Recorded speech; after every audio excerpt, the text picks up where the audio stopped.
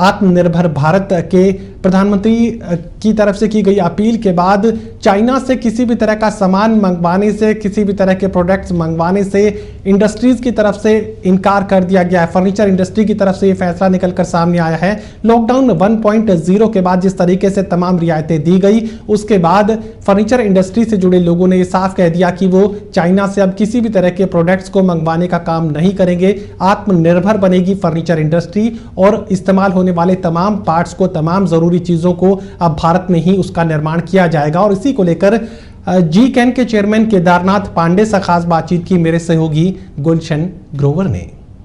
इस बीच furniture industry ने एक बड़ा फैसला लिया है कि अब वो चाइना से माल नहीं लेंगे और अब खुद ही अपने इंडिया में फैक्ट्रियां लगाएंगे। इस पर हमारे साथ बातचीत करने के लिए मौजूद हैं जी-कैन के चेयरमैन केदारनाथ पांडे जी। केदारनाथ जी, क्या फैसला अब आप लोगों ने लिया है और लॉकडाउन 5 लागू हो गया है? देखिए, लॉकडाउन 5 जो लागू हमारे आदरणीय माननीय प्रधानमंत्री जी ने किया है, हम देश के साथ हैं। अभी कुछ ही पिछले दिनों में कुछ ऐसी स्थितियां पैदा हुई जो युद्ध जैसी स्थिति पैदा हो गई चाइना को लेकर के। चाइना से काफ़ी राष्ट्र नाराज़ हैं क्योंकि कोविड-19 को लेके जो कोरोना महामारी आई है, लोगों का कहना है कि वहाँ से ही उत्सर्जन हुआ है, वहाँ से उत्पत्ति हुई है। मैं उस गहराई में न जा करके मैं बताना चाहता हूँ कि हमारे माननीय मोदी जी ने जो निर्णय लिया है आत्मनिर्भर करने का, स्वावलंबी बनाने का, और उसके तहत उन्होंने 20 लाख करोड़ रुपया पूरे भारत देश के हर इंडस्ट्री को दिया है।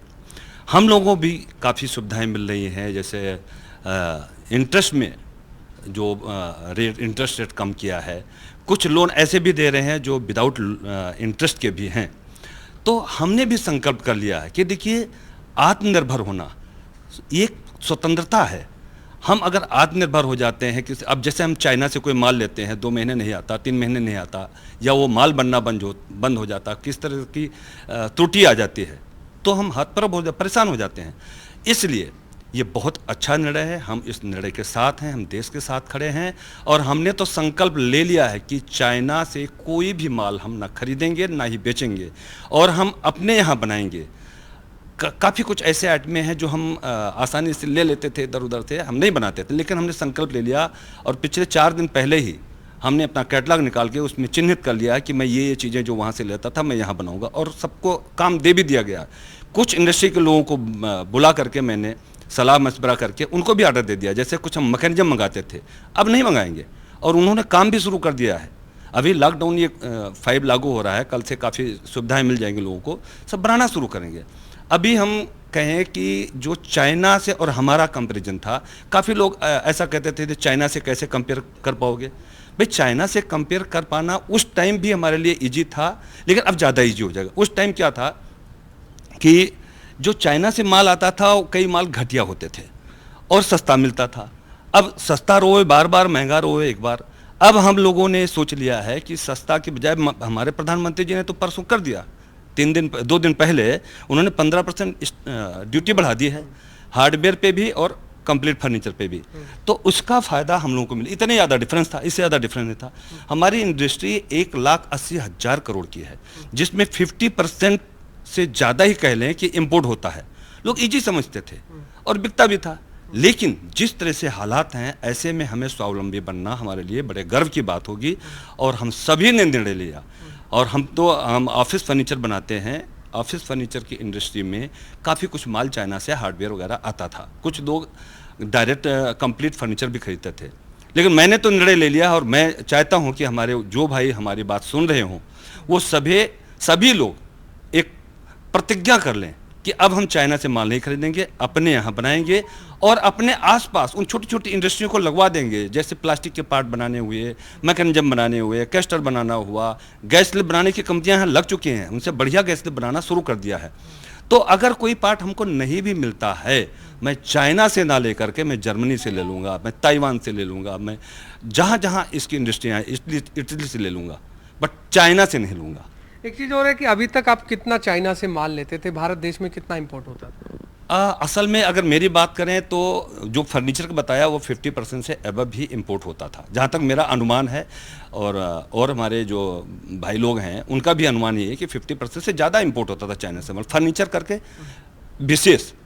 तो अब जो है, जो हम अपने यहाँ जो मंगाते थे वो महीने का हमारे टर्नओवर तकरीबन 18-20 करोड़ रुपया पर मंथ की है। पिछले साल हमारी टर्नओवर थी 282 करोड़। इस साल हमने सोचा था ज़्यादा करेंगे, लेकिन ये लॉकडाउन की वजह से वो सारा हमारा सिस्टम गड़बड़ा गया है। फिर भी मैं 1-1.5 करोड़ का फर्नीचर पार्ट, स्पेयर पार्ट्स में चाइना से जो लोग खरीदते थे, मैं डायरेक्ट नहीं खरीदता था, हमारे जो वेंडर हैं वो खरीद के मुझे देते थे। लेकिन अभी हमने उनको बुलाकर पिछले हफ्ते ही बोल दिया कि मुझे चाइना से कोई माल नहीं चाहिए, मेरे लिए परचेज भी नहीं कीजिएगा, आपके पास जो है वो मुझे दे दीजिएगा, मैं लगा के ख़त्म कर दूंगा, लेकिन आगे मत मंगाना। तो मेरे पास तो 1-1.5 करोड़ का माल आता था। आपने कहा कि आपकी हर मंथ जो है टर्नओवर थी 20 से 25 करोड़, जिस तरह आपने कहा, लेकिन अब फिलहाल की बात करें, क्योंकि लॉकडाउन चल रहा है, कोरोना वायरस का संक्रमण भी है, लोगों को डर लग रहा है, घबराहट है, ऐसे में अब की बात करें, क्या लग रहा है कि लोग अब सचेत हो गए हैं, लोग अब माल खरीदना शुरू हो गए हैं? हाँ, ऐसा है कि ये कोरोना महामारी जो आई डे 1 से, तो देखिए जैसे बच्चा पैदा होता है तो वो अबोध होता है, उसके बारे में सब लोग नहीं जानते, या वो दुनिया के बारे में नहीं जानते। ऐसे महामारी जो आई, हमारे प्रधानमंत्री जी का जो दूरदृष्टि है, उनकी तारीफ करनी चाहिए समाज के लोगों को, कि उन्होंने महामारी आने से पहले आशंका जो हुई, जो और कंट्री में आया, उन्होंने वुहान में हमारे फंसे हुए भारतीयों को ला करके और यही गुड़गांव में क्वारंटीन करके उनको ठीक करके घर भेजा। और फिर जैसे पहला केस आया, उन्होंने सघन परीक्षण करना शुरू कर दिया, और उसी का ये परिणाम है कि आज हमारा भारत देश बहुत सुरक्षित है। 130 करोड़ की जनसंख्या का देश, अगर यहाँ महामारी शुरू से फैल जाती तो प्रलय आ जाती। तो उन्होंने किया क्या कि जो उन्होंने ये सघन परीक्षण शुरू किया, उसके तहत क्या हुआ कि हम लोग बैलेंस हो, अब हम लोग सीख गए हैं। सोशल डिस्टेंसिंग कौन जानता था? कोई नहीं जानता था। हाथ को सैनिटाइज करना है, बार बार धोना है, 2 गज की दूरी रखना है, ये सारी बातें हमें पता चली। अब बच्चा 5 साल का हो गया, ऐसा कह लें कि अब हम लोगों को ज्ञान हो गया, अब हम इसके साथ जी सकते हैं। कोरोना के साथ कितनी महामारियां आई जो अभी हमारे समाज में हैं। फिलहाल कितने श्रमिक काम कर रहे हैं आपकी कंपनी में? और मेरा वही सवाल कि अब फिलहाल क्या पटरी पर आ गया है, अब कितनी टर्नओवर हो रही है आपकी? देखिए, ऐसा है, इस महीने की पर्टिकुलर मेरा 6 करोड़ समथिंग टर्नओवर आज कंप्लीट हो गया है, मतलब कल तक। मेरा जो एवरेज था वो 18 से 20 करोड़, किसी महीने में 25 करोड़, जैसे मार्च में हाईएस्ट सेलिंग होती थी, 25 करोड़ हो जाता था, तो 6 करोड़ हो चुका है, मतलब 33% तो हम पहुंच चुके हैं। मेरे पास सब मिला करके 1000 एम्प्लाई, 900 समथिंग एम्प्लाई हैं, 1000 राउंड फिगर कह लें, और 200-300 एम्प्लाई आते जाते रहते हैं, जो डेली वेजेज वाले। क्या लग रहा है कि श्रमिकों की कितनी बड़ी दिक्कत सामने आई है? क्योंकि कहीं ना कहीं अब श्रमिक पलायन कर गए हैं, चले गए हैं। हाँ। क्या लगता है वो वापिस आएंगे? क्योंकि जिस तरह की स्थिति उन्होंने देखी, भयानक स्थिति देखी, और सब कुछ रोजगार बंद हो गया था उनका, तो अब लग रहा है कि वो वापिस आने को। देखिए, जहाँ श्रमिकों की बात आती है, मैं भी दुखी हूँ। हमारे जो श्रमिक भाई यहाँ पैदल चले गए गाँव, कोई साइकिल से चले गया, रिक्शे से चले गए, कुछ बाइक से चले गए, अन्य साधनों से वो चले गए, क्योंकि उनको लोगों ने डरा दिया, कुछ लोगों ने डरा दिया।